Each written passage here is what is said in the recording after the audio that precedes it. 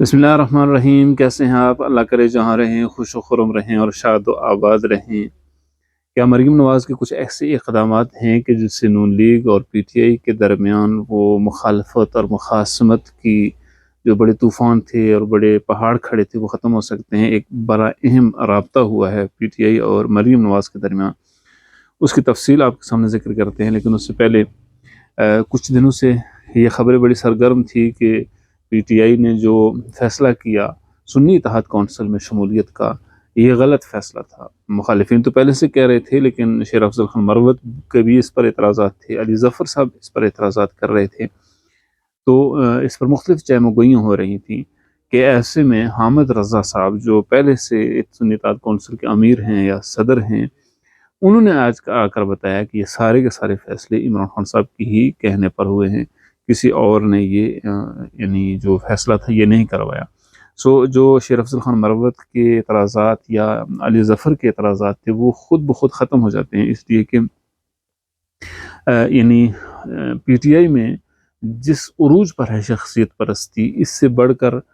کہیں نہیں ہو سکتی۔ جب یہ پتہ چل گیا کہ عمران خان صاحب نے یہ فیصلہ کیا تو پھر اب کسی طرح کا کوئی اعتراض باقی نہیں رہتا، اور ویسے بھی قیادت جب کوئی فیصلہ کر لیتی ہے تو پھر اس پر باقیوں کو اعتراض نہیں آنا چاہیے۔ ادھر بڑی اہم پیش رفت یہ ہوئی کہ ایئر چیف مارشل کو ایکسٹینشن دے دی گئی۔ یہ ظہیر بابر سدھو صاحب ہیں، ان کو یہ ایکسٹینشن دی گئی ہے، اور سندھو صاحب معذرت کے ساتھ۔ تو البتہ یہ کہا جاتا ہے کہ یہ پہلی دفعہ نہیں ہوا، اس سے پہلے بھی انور شمیم صاحب ہیں جنرل ضیاء الحق کے دور میں اتنی ایکسٹینشن ان کو دی گئی کہ بالآخر انہوں نے ہاتھ جوڑے کہ بھائی میں اس سے زیادہ ایکسٹینشن نہیں لیتا ہوں، تو وہ پھر بالآخر گھر چلے گئے۔ تو اس بار بھی ظہیر بابر سندھو صاحب نے کو ایکسٹینشن دے دی گئی ہے۔ اس کے پیچھے کیا مختلف کہانیاں ہیں؟ ویسے آرمی چیف کی جو ایکسٹینشن دی جاتی ہے وہ معروضاتی حالات کے پیش نظر یا وہاں کے معاملات کے پیش نظر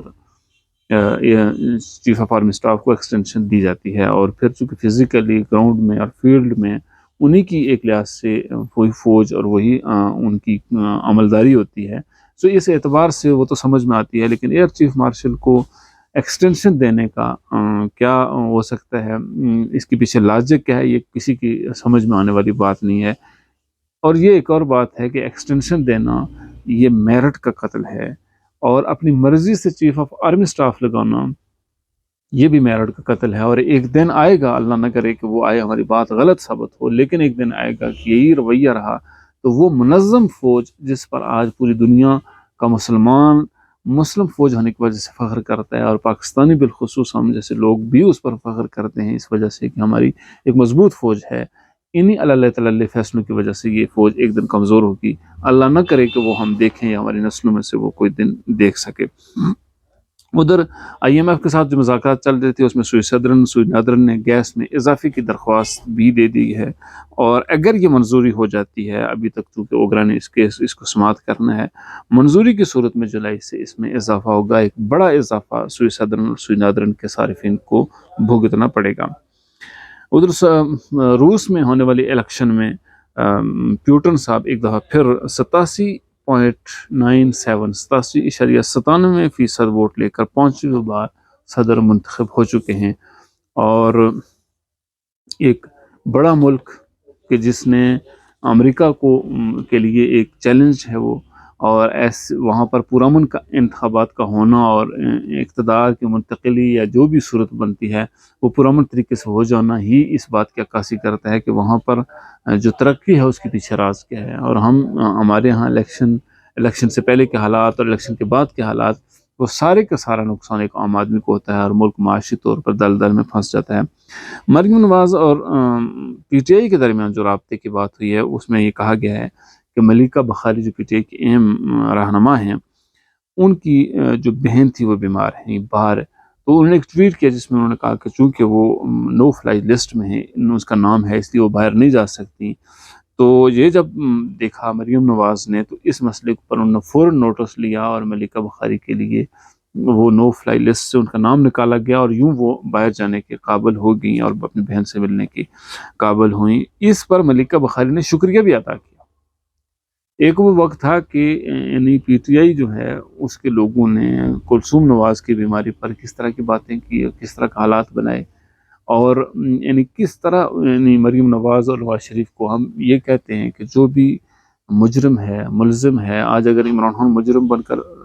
یعنی جیل میں ہے تو اس کا مطلب تو یہ نہیں ہے کہ عمران خان کے انسانی حقوق ختم ہو گئے یا عمران خان کے اندر سے انسانیت کے جذبات ختم ہو گئے، جذبات تو وہی رہتے ہیں۔ سو آج اگر اس وقت یعنی مریم نواز نے آج جو کیا ہے، یہ چاہیے تھا پی ٹی آئی کو کرنا، لیکن پی ٹی آئی نے جس قدر نفرت کے طوفان کھڑے کیے ہوئے ہیں اس ملک میں،